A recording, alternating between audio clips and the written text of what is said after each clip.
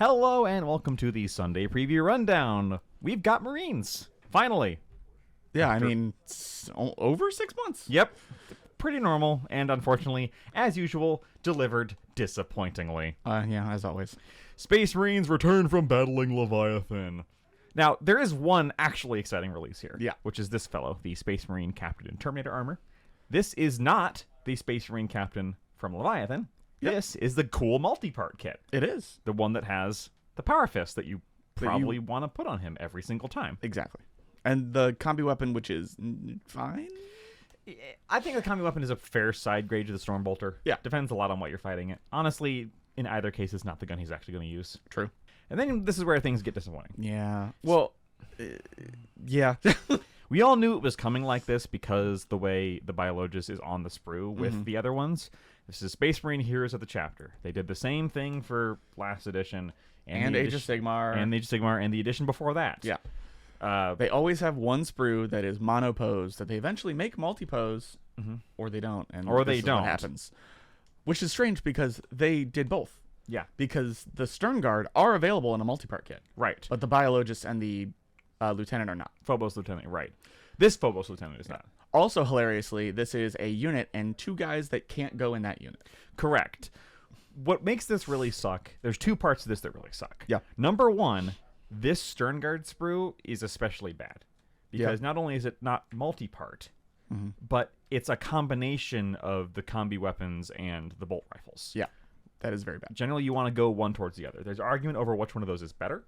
Sure, again, good side grade. But you don't want to put both of them in the same unit. I agree. Because it's annoying. Yeah. So it's not just that it's a unit you probably don't need. Because with last editions, for example, it was a bunch of intercessors that you probably don't need. Yeah, exactly. But at least they're generic intercessors, and it didn't really matter because they can't take any upgrades anyway. Yeah, just take more. With this, I mean, you don't want the Pyreblaster anyway. You do want the Heavy Bolter. Yeah, so I that's agree. at least nice. But, The other thing that really sucks is that the Apothecary Biologis is really good. Yep, and they know it. He's really good right now with Gravis armor or Eradicators, lots of things like that. Or sorry, Aggressors is what I was thinking. I've also seen people take the Phobos Lieutenant because, Lieutenant with Combi-Weapon, just because he's, a decently cheap. He's very cheap and has constant you can't shoot me shenanigans. Yeah, and that's all you need to do to score the game. He's a great score piece. Yeah. So all of this is, except for the Sternguard, these two are really good, and the Sternguard are really bad. That's what makes this so disappointing to me. Yeah, I agree. Think. Because it's also probably going to be $120 or something stupid like that. Yep, my bet's 110, 120. Ugh.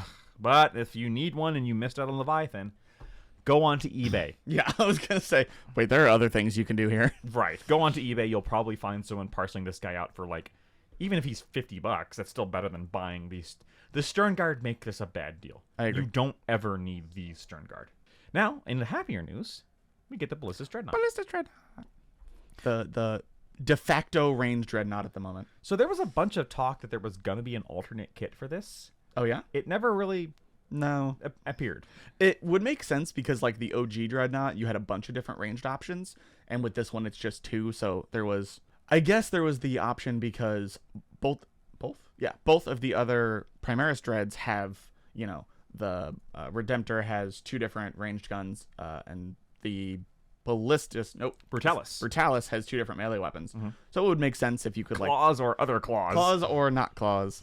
That being said, the Ballistus Dreadnought is not as good as the Redemptor.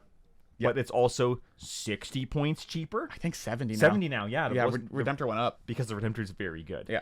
And for being 70 points cheaper, he's pretty good. Yeah. A double las cannon will put some hurt on. He hits on 3s, but gets to reroll hits when their target's not below half health. +1 to hit, which is good because it stacks with... Oath of Moment. Oath of Moment. Right, that gives you rerolls. Yeah. So, yeah, Ballistus is a pretty good anti-armor platform. Marines have other better anti-armor platforms that are the same cost or more expensive. But he's toughness 3 as opposed to being tough. No, sorry, he's toughness 2. Toughness? Sorry. Armor save 2. Oh, yeah. Dreadnoughts are armor save 2. With toughness 10. Yeah. So he's kind of a middle option. Yeah. Toughness 2. Whee! It was actually funny. In the original release of the indexes, one of the Space Wolf Dreadnoughts had toughness 2. Yeah. Yeah. But yeah, it's a decent budget option, especially if this being a mono pose kit. It might even be cheaper than a regular. Ah ha ha. I'm gonna put I'm gonna put the clown face emoji on the screen. Pagliacci. Yeah. If you're running like an Iron Hands type thing, it's pretty cool. I don't know, just a good slot into most Marines lists. I use one. Yeah. I know it's not the best thing, but good luck finding a Gladiator Lancer right now. So Yeah, exactly. And the problem with that is not that the Ballistus is too expensive; it's that the Lancer's too cheap. yes, for what it does. Space Marine Infernus Squad, they don't see a lot of play because No. flamers, but these guys can be scary in Overwatch. Strength 5 flamers are scary. Very scary in Overwatch. Obviously decent in the Firestorm detachment. Yep. All you Salamanders players. Yep. Sean's staring at me through the wall. I can feel it. Yep. Well, Sean, friend of the show, Sean, coworker, is staring at us because he wanted a multi-part Infernus kit. And we all knew it was not going to happen. He's not getting one. I don't think we're ever getting one. Oh, God, no. They could, like, next edition, maybe, like, upgrade it and go, hey, you can have a heavy weapon in the squad. But if... Hey, I doubt it. Yeah, me too. If the Primaris line continues like this, they're not going to do that. No. So you get what you get. Like, these two are the same model. Yep. They didn't even really pose them differently. Nope. One of them has a purity seal. Woo! But yeah, they're fine. They're decently cheap. They're 80 points for a unit of 5, and they, tear some stuff down. I want to try 2 minimum units in a drop pod and just see what happens. Depends on if you're playing my guard and whether you drop into the tanks or the infantry, because that's going to give you 2 very different results. That is true. Speaking of infantry, Woo! this came sooner than I expected. Yeah, I was very surprised this was on the slate for today, and kind of excited. I'm actually delighted to find out that they're not doing the Warcry thing, Yeah. or they're not releasing them separately. Oh, yeah. That would... Or the Underworlds thing. Yeah, you were afraid of that. I was afraid that these two would never be available separately. Now, it's unfortunately they timed this poorly, because this dropped after they just took a 10-point nerf. I mean, they're still really good, though. They're still very good. You probably still want 3 of these in your army. Yeah. Because, again, we talked about scoring. They're great scorers, because they have movement shenanigans and teleport shenanigans. They should not have Infiltrate and Scout. Infiltrate and Scout, and the ability to go back into reserves is what makes them good. So stupid. None of their actual stats matter. No. None of the guns you see, none of them. But on top of that, they still have 2 wounds and a 4-up save, which is not great, but it's resilient enough. Yes. They're not easy to kill. Even a 5-man squad takes some shooting. And a lucky crack rocket launcher shot can ruin someone's day. True. Personally, I already have 3 squads of the old ones, and I'm in no hurry to buy new ones just because they look different. The only thing that I'm actually surprised about is that this is not a 5-man unit. Oh. Because I was thinking they were going to put 10 in the kill team box and make this a 5-man unit, so you had to fight 2. A 5-man box? Yeah. Well, here's the thing. It actually kind of sucks because you really only want them in squads of 5. Yeah. So if you want 15 of these guys, you have to buy 2 boxes. And then you have don't. 5 left over. No, you don't. Their stats don't matter. Just put them on the board. Just make it 2 units of 5. No, you want 3 units of 5. Oh, 3. That's You want true. 15 of these guys. Sorry, I mean, you could get away with 2 units. Not everybody's you. That's true, but they're really good.